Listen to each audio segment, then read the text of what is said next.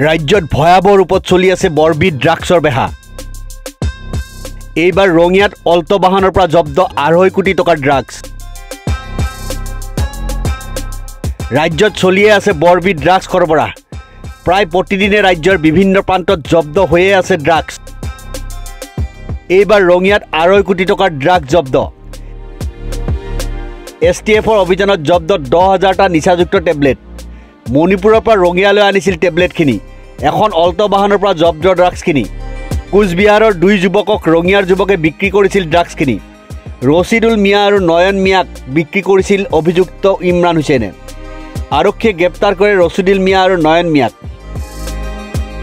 পশ্চিমবংগৰ পঞ্জীয়নভুক্ত WBH6D7907 Maruti Alto বাহনখনৰ ডেছবৰ্ডৰ ভিতৰৰ পৰা উদ্ধাৰ কৰা হৈছে এই টেবলেটসমূহ।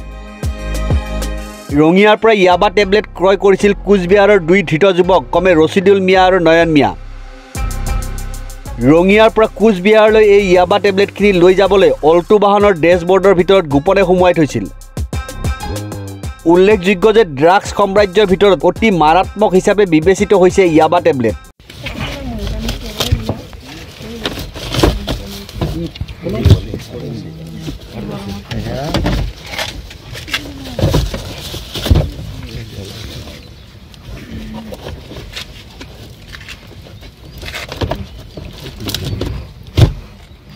पूरा माला चाहिए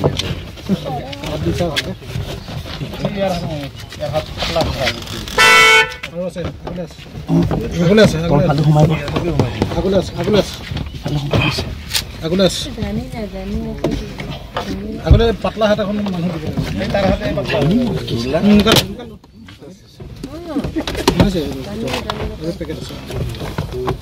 বাঁপিনে ক'ৰবাত সোমাইছে সেইপিনে পৰা সোমাব লাগিব। সেইপিনে গৈছে পেকেটটা এইকেইটা পেকেট ওলাই লৈছোঁ আগতে এইকেইটা ওলাই ল।